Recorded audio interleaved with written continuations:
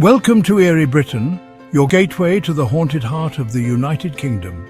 From eerie whispers in forgotten villages to spine-chilling tales of ancient cities, we uncover the ghostly secrets lurking in every corner of the UK. But this channel isn't just about our stories, it's about yours too. Have you experienced something unexplained? A haunting that sent shivers down your spine? Share your ghostly encounters with us and we might feature them in an upcoming video. Join our growing community of paranormal explorers. Hit subscribe and turn on notifications so you never miss a tale of restless spirits, haunted mansions or spine-tingling mysteries. Your voice matters. Comment or share your story. Let's uncover the truth behind the shadows together. So light a candle, gather your courage and become part of the story. Because the ghosts are waiting and their stories must be told.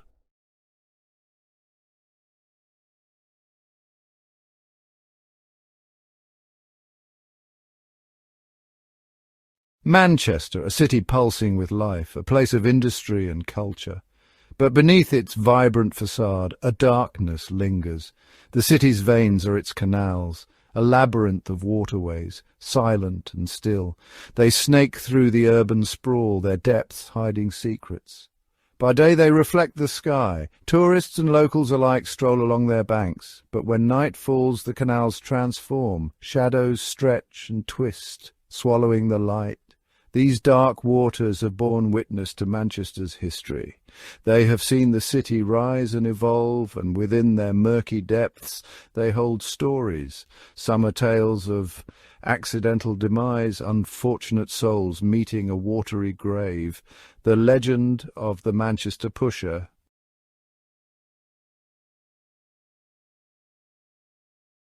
The whispers started subtly. A rumour here. A speculation there. They spread through the city like smoke on the wind. They spoke of unexplained deaths, bodies pulled from the canals, each death shrouded in mystery. The authorities dismissed them as tragic accidents, drunkards stumbling into the water, desperate souls seeking solace in the darkness, but the whispers persisted. The number of deaths was unsettling, the circumstances even more so. Were these truly accidents, or was there a more sinister explanation? The legend of the Manchester Pusher began to take shape.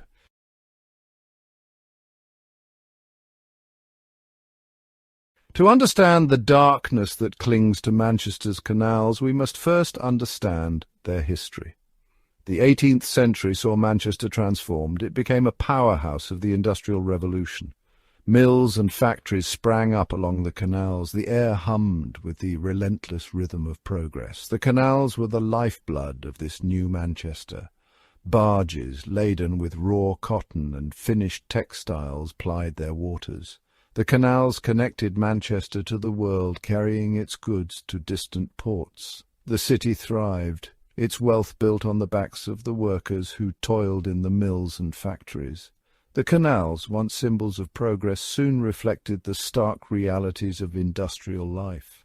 Life for the working class was harsh. The canals, reflecting the grime and grit of the factories, became symbols of their struggle. They stood as silent sentinels, watching as the city around them continued to transform.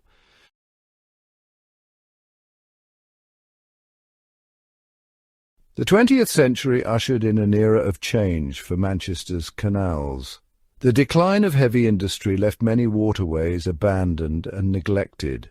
The once bustling arteries of commerce became stagnant, their waters reflecting the city's shifting fortunes. But even as the city turned its back on its industrial past, the canals held a certain allure. Efforts began to breathe new life into the forgotten waterways. Canals were dredged, towpaths restored, and bridges repaired. Manchester was rediscovering its canals, not as industrial lifelines, but as spaces for leisure and recreation. Cafes and bars opened along their banks, their lights reflecting in the water, casting a warm glow. The canals, once shrouded in darkness, were being embraced by the light.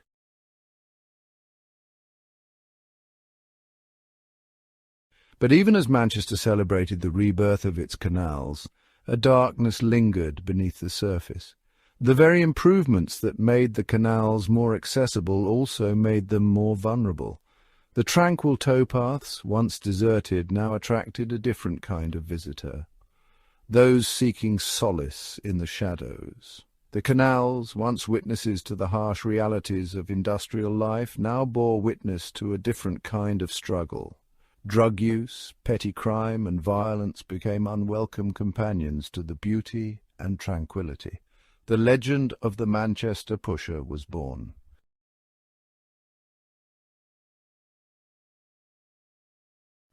The year was 1997. Manchester was shedding its industrial skin, embracing a new identity. Britpop echoed from its pubs, a vibrant energy pulsed through the streets.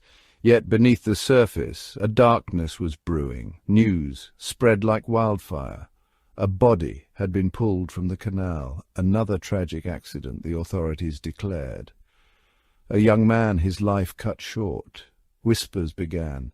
Barely audible at first, then growing louder. The legend of the Manchester Pusher, once confined to hushed whispers in darkened pubs, took hold of the city's consciousness. Theories abounded, deepening the mystery.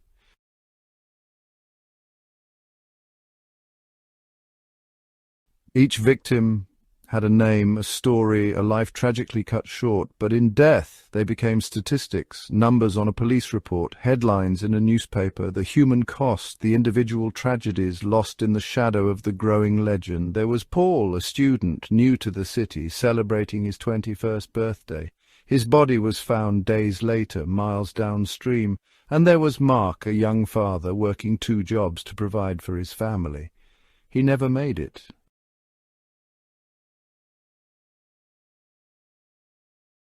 As the body count climbed, a chilling pattern emerged.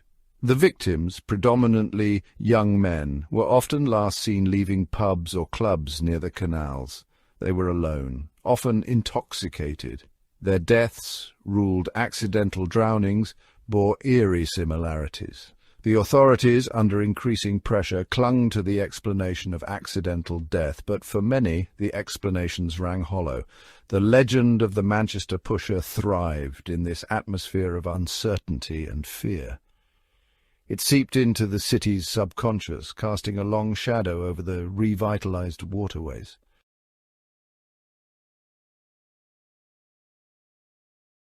The mounting pressure on the Greater Manchester Police was palpable. The public, gripped by fear and fueled by rumour, demanded answers. The investigation into the canal deaths, initially treated as a series of unfortunate accidents, took on a new urgency. Detectives pored over case files, searching for a connection, a clue, anything that could explain the chilling pattern. Despite their efforts, the investigation seemed to hit one dead end after another. The canals, like a silent accomplice, held their secrets close. The mystery deepened, casting a long shadow over the city.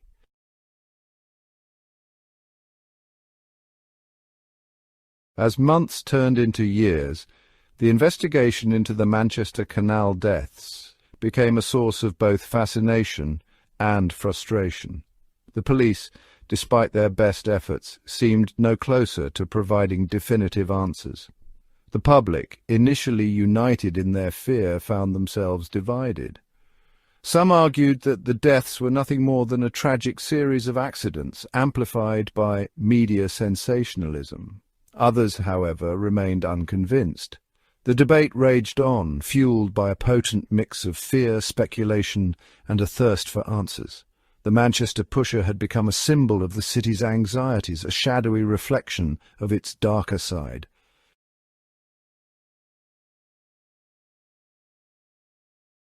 Despite the lack of a smoking gun, certain pieces of evidence in the Manchester Pusher case refused to be ignored. One such piece was the curious case of Hansi Gubenga. The debate raged on, fueled by a potent mix of fear, speculation, and a thirst for answers. The Manchester Pusher had become a symbol of the city's anxieties, a shadowy reflection of its darker side.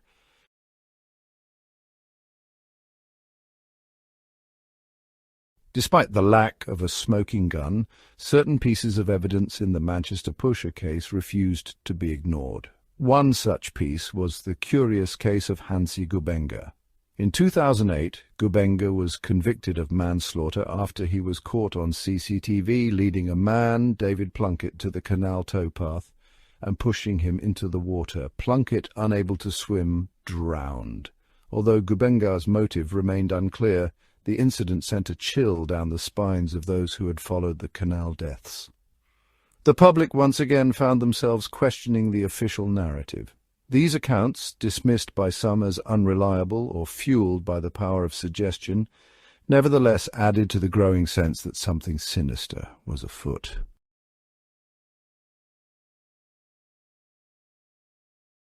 The Manchester Pusher case, once confined to the realm of rumour and speculation, found itself thrust into the academic spotlight in 2014. Professor Craig Jackson, a respected criminologist known for his work on unusual and unexplained phenomena, turned his analytical gaze towards the murky depths of the Manchester canals. Jackson, intrigued by the sheer number of deaths and the lack of conclusive answers, embarked on his own independent investigation. Jackson's approach was methodical and meticulous. He meticulously examined police reports, coroner's records and witness statements, searching for patterns and anomalies that might have been overlooked. He conducted interviews with family members of the victims, hoping to gain a deeper understanding of the lives lost and the circumstances surrounding their deaths. He even ventured out to the canals himself, walking the towpaths at night, absorbing the atmosphere, trying to see the city through the eyes of both the victims and the perpetrator. His findings, published in a series of articles and interviews, sent shockwaves through the city. Jackson, while careful not to make any definitive claims, suggested that the number of unexplained deaths in the canals was statistically improbable. He highlighted the consistent victim profile: young men, often intoxicated, last seen near the water's edge, and the chilling similarities in the circumstances surrounding their deaths. He argued that, while accidental drowning was a plausible explanation in some cases, it was highly unlikely to account for all of them.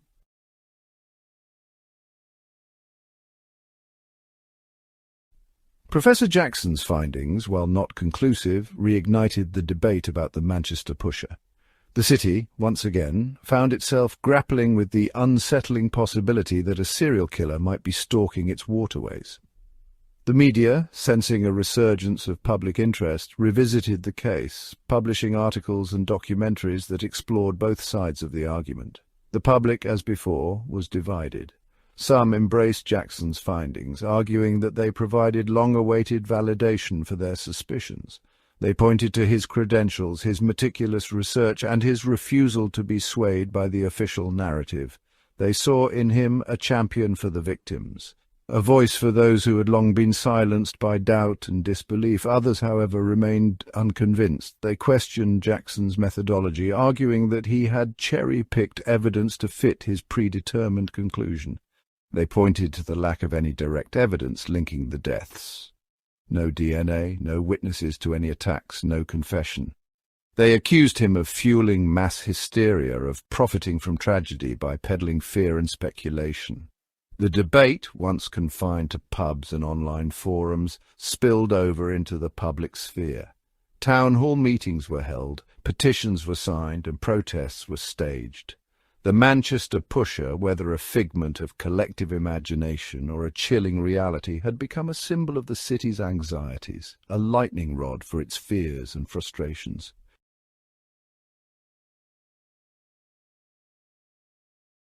Lost in the headlines were the human stories of the Manchester Pusher case. The victims were more than just numbers. They were sons, brothers, fathers, friends. They had dreams and loved ones who grieved their loss. Their absence left a void. The lack of answers compounded their grief. They grappled with loss and uncertainty. The possibility of foul play haunted them. They sought solace in memories. The case reminded of life's fragility. It highlighted the importance of community.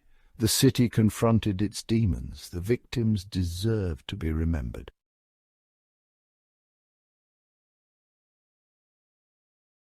The Manchester Pusher case, like any enduring mystery, attracted its fair share of skeptics. These individuals, armed with logic and cynicism, questioned the legend, seeking rational explanations. They argued that fear and the human tendency to find patterns in randomness created a monster where none existed. The inherent danger of the canals was a common argument. Once bustling with industrial traffic, Manchester's waterways had become largely recreational. Yet they remained treacherous, particularly at night. Dark, murky water concealed submerged obstacles. Steep, often slippery banks made accidental falls a real possibility. Alcohol amplified the risk. Skeptics pointed to the demographics of the victims. Young men, often intoxicated, were more likely to engage in risky behavior. The canals, with their allure of solitude, could be appealing to those seeking peace, but that same sense of isolation could also prove fatal. Skeptics urged caution against jumping to conclusions. They stressed the importance of evidence-based reasoning. Correlation did not equal causation. A number of deaths in the canals did not automatically point to a serial killer. Other factors might hold the key to understanding the mystery.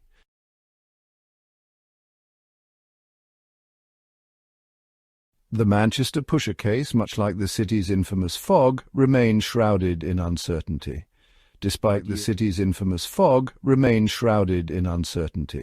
Despite years of investigation, countless theories, and a public debate that raged on, no definitive answers emerged. The truth lay somewhere in the murky depths, hidden beneath layers of speculation and fear. The lack of concrete evidence frustrated both investigators and the public alike. For believers, it fueled conspiracy theories and whispers of cover-ups. The absence of proof did not equate to proof of absence. Something sinister was hidden in plain sight, protected by secrecy. Conversely, skeptics argued that extraordinary claims required extraordinary evidence.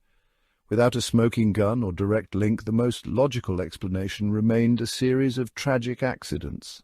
To claim otherwise was to give credence to rumor over logic. The Manchester Pusher case continued to cast a long shadow over the city. It served as a reminder of the complexities of human nature and the elusive nature of truth. As the debate raged on, the canals, silent witnesses to it all, flowed on.